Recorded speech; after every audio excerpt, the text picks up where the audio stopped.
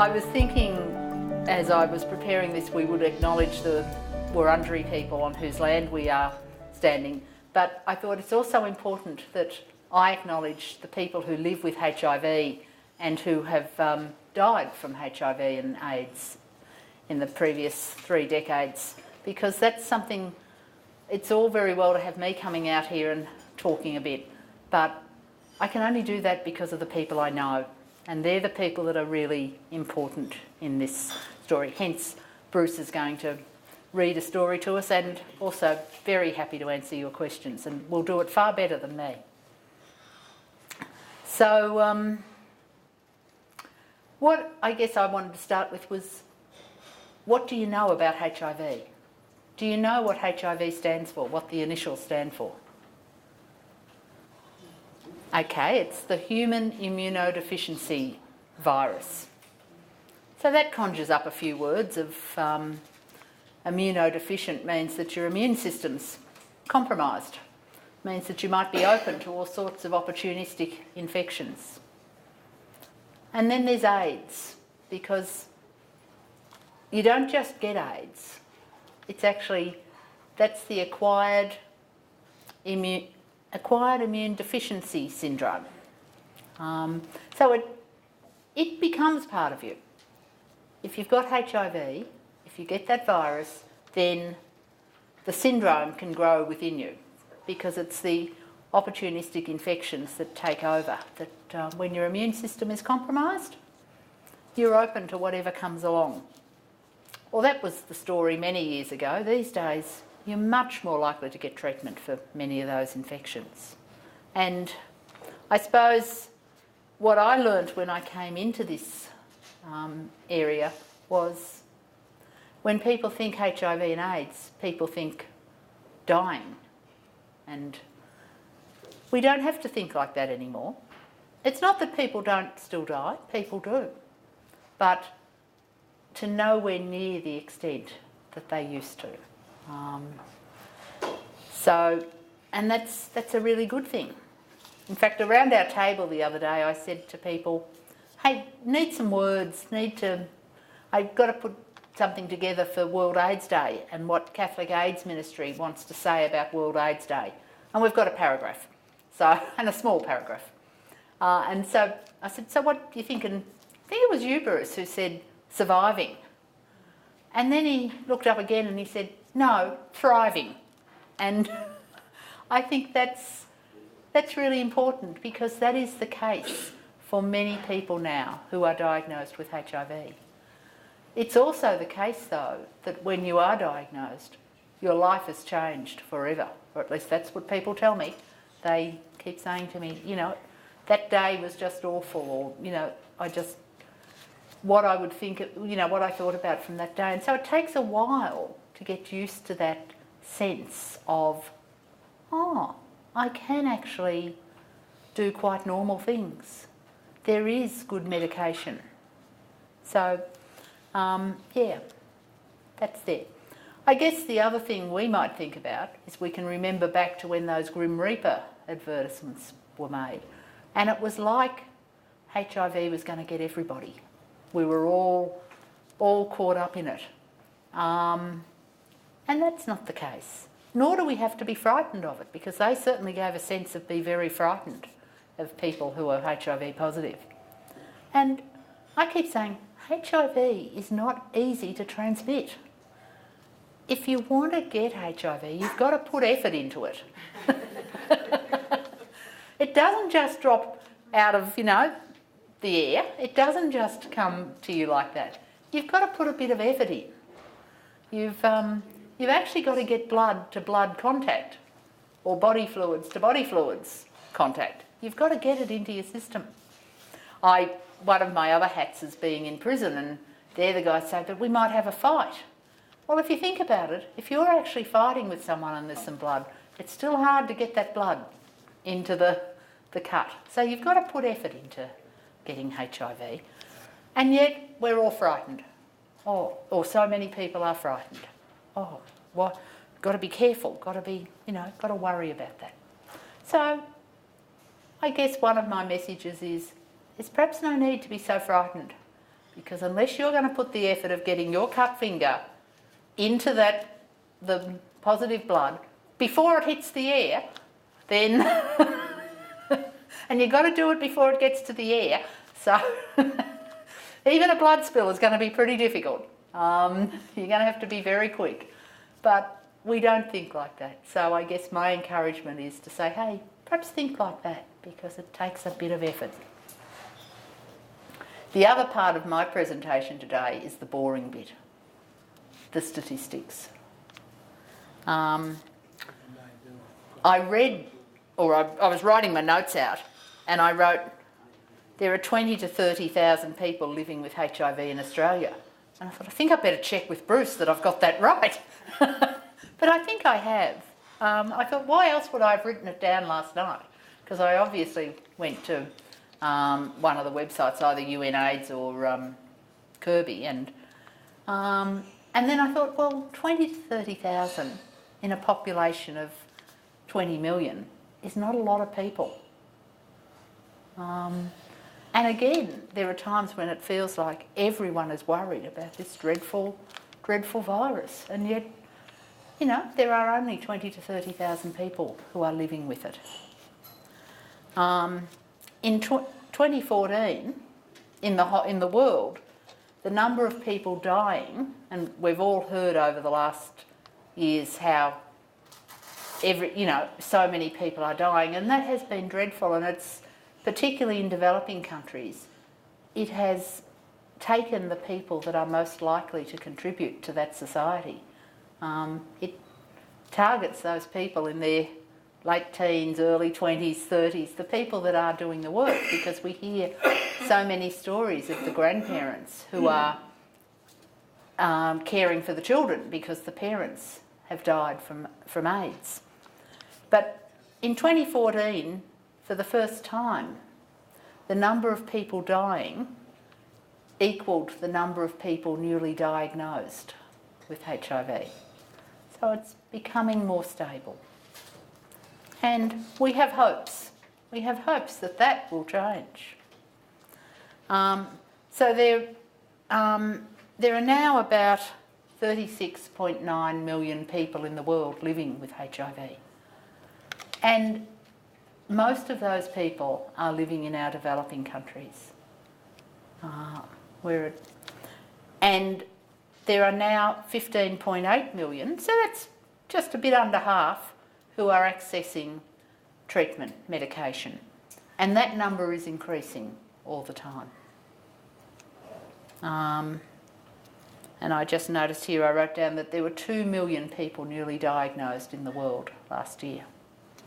If we bring that back home here to Victoria, there were about 365 people newly diagnosed in Victoria last year. And that's been relatively stable for 2 or 3 years, which is much better than I began in 2001 in this ministry. And for the first 5 to 7 years, there was an increase of 7% each year in the number of new diagnoses in Victoria. Wasn't happening elsewhere in Australia, just in Victoria there for a while. Then that slowed down and the increase went elsewhere. But last year it was back in Victoria. There was last year or the year before, there was quite an increase. So it's still there, and it is one of those ones that we would hope that there weren't any new diagnoses.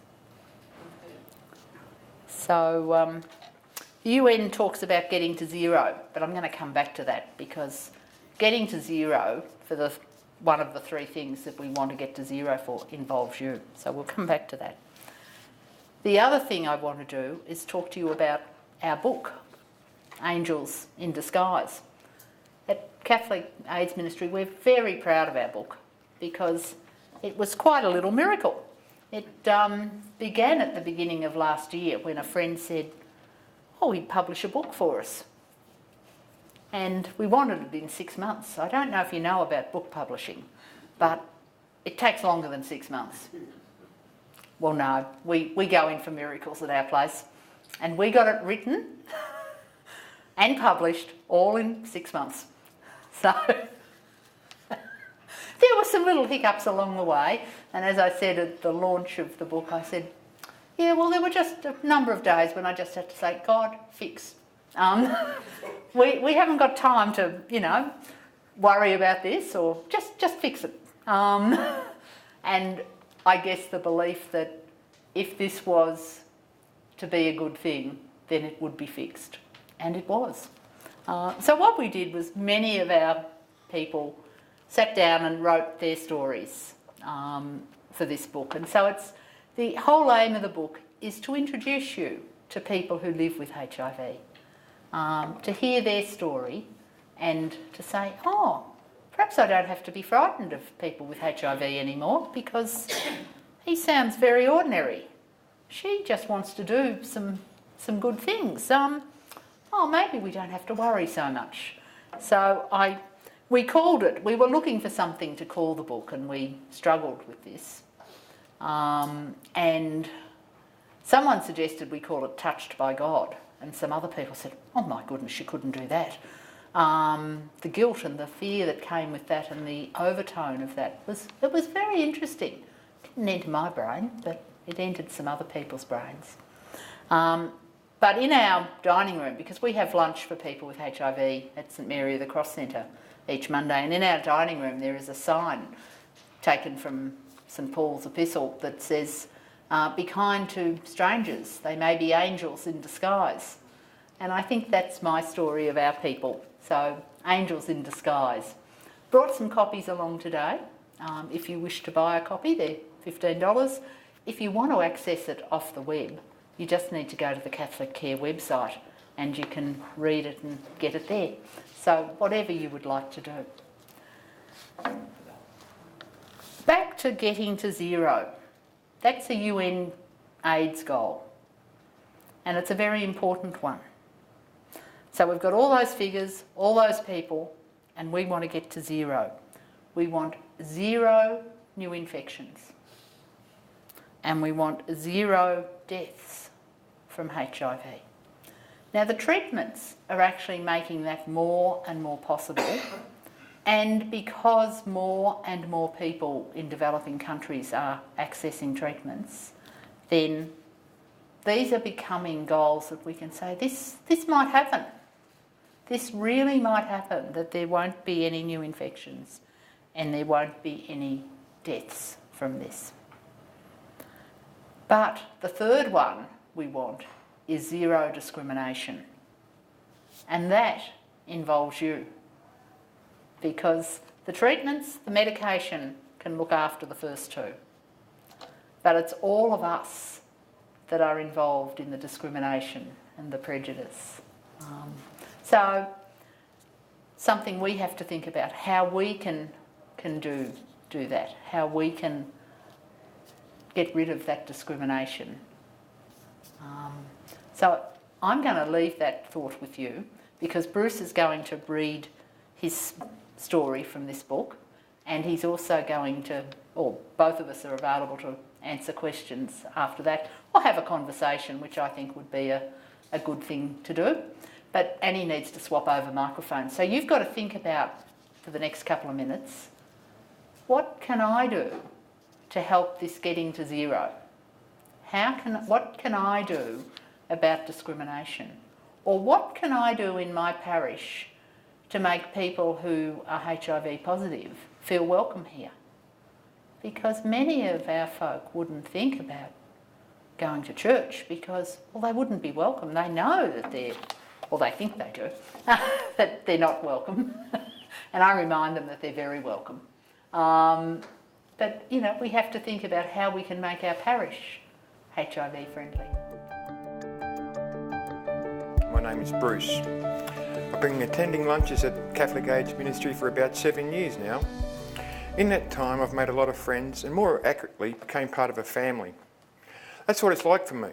We have Marg, Colleen and Margaret to mother us and to give us sisterly advice.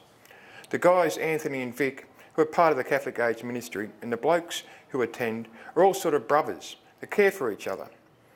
Also, I would like to mention the great lady at reception, Kathy. She's always there to help in a friendly way, with Lucy and the rest of the ladies too. When I first started attending, I was pretty disordered. I drank a lot, smoked a lot of dope to mask my depression. With the gentle guidance of Catholic AIDS Ministry, I have gradually improved my life. Firstly, I sought help for my depression and anxiety, which I would not have done without Marg's nagging, I must say. Next, I took care of my hepatitis C. It was 48 weeks of hell, but with the support of the staff and friends at Catholic AIDS Ministry, I got through it and have been clear of Hep C now for 3 years, 5 years now. Through Marg, I got into the Clemente program, and this is my second year at the uni now. I even got a distinction for sociology last year. I'm 54 and have been HIV positive for 22 years. I'm glad to say the last couple of years have been very rewarding. I'm achieving things I never thought possible and have people that actually care for me. And that's due to Catholic AIDS Ministry. They really have helped to improve my life. Thank you very much.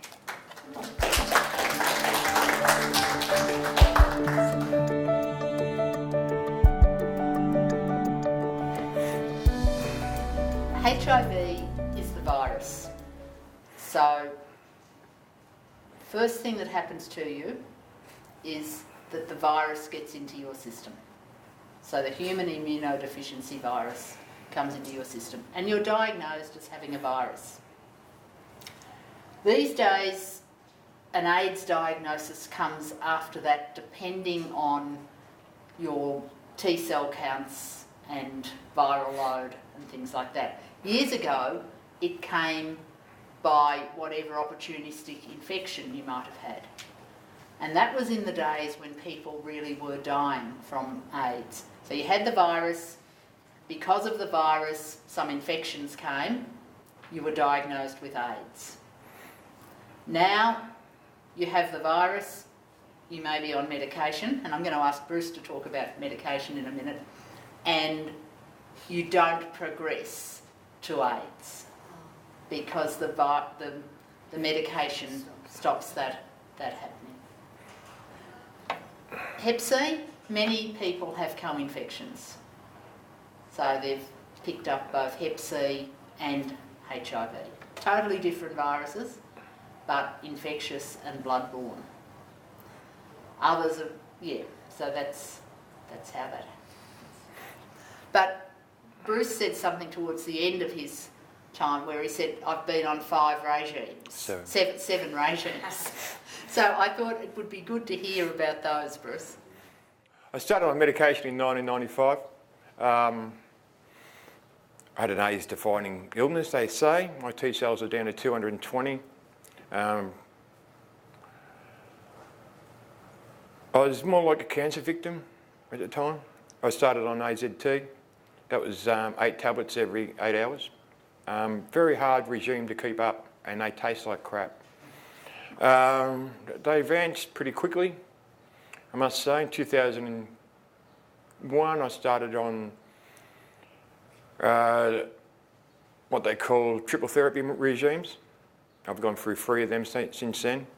It seems that your body will take the medication for a certain amount of time and then start to have side effects. One of the interesting side effects of the medication is what they call bowel explosions. You can go, for me, I was sitting in the local RSL club, had just finished my dinner, just had a glass of wine, walking home. I was about 5 minutes from my house, and I just needed to go to the toilet. Didn't make it into the front door. I defecated myself. This is a pretty common side effect for most of us HIV patients. And it just highlights the point that even when you're on medication, you do have a lot of side effects. It's not all a rosy trip, but they keep you alive and they keep your T cells up. My T cells have risen to 730 for the first time this year since I've had the virus. So it's not like you're healthy all the time either, because you need to have a rest. You do a lot of, I'll go to the gym and I'll work out for an hour and a half and I'll have to go home and have a sleep. because I'm just exhausted. That's the main reason I had to quit work, was the medication keeps you healthy, but because I was working in an intensive labour environment, I just couldn't keep up anymore. Yeah, it's interesting. Maybe explain the T cells, what that means.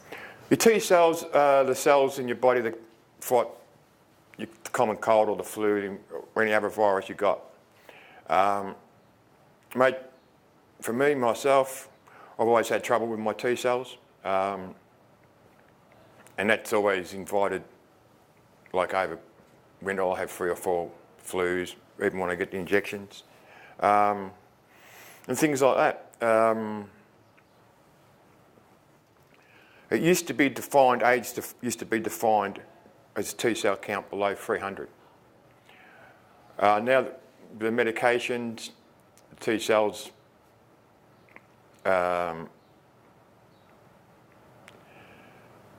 think it's 250 now. The diagnosis now is you've got AIDS.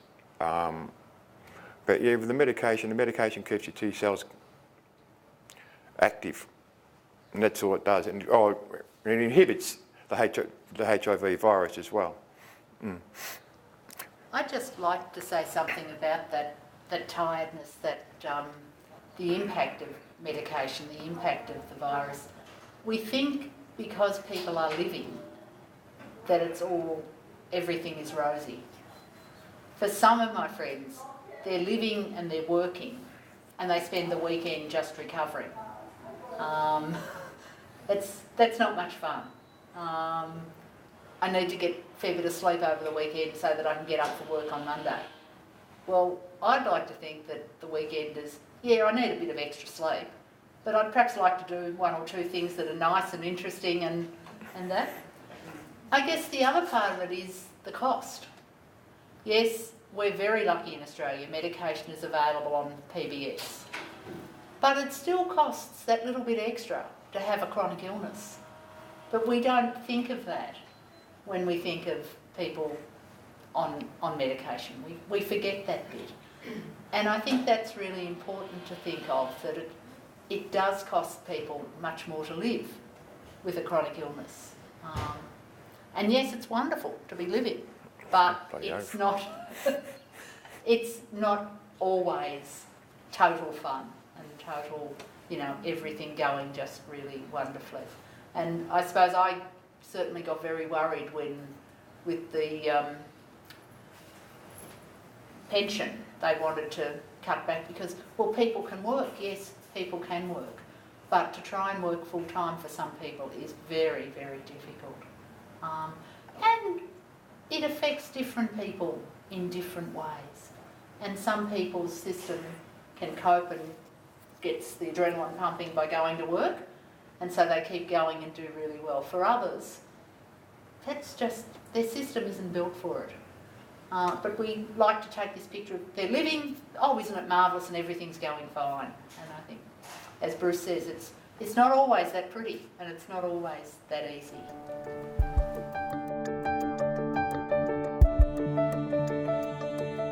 The reason is people are living, so we don't have to think about it. We don't want to hear Bruce's story of, hey, I get a few bouts of the flu each year because my system isn't fantastic. We just say, people are living now, we've got the medication. Well, Bruce said he's been on 7 changes of regime. And you might like to describe what it's like to just go through a change of regime, because you may not.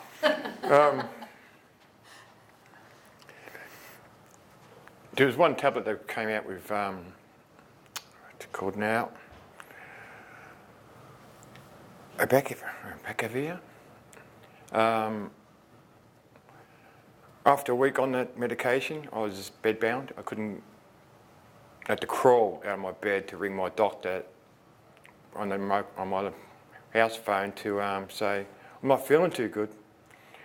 And he told me to keep taking the medication. I was just getting used to it.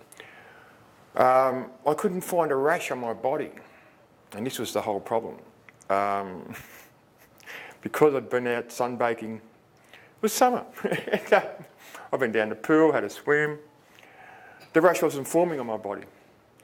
A week later, my housemate said, "Have you looked at the scalp?" So I've looked at my scalp, and I had a rash all through my scalp, so I rang my doctor. Ambulance to hospital, 2 days in hospital, change of regime. I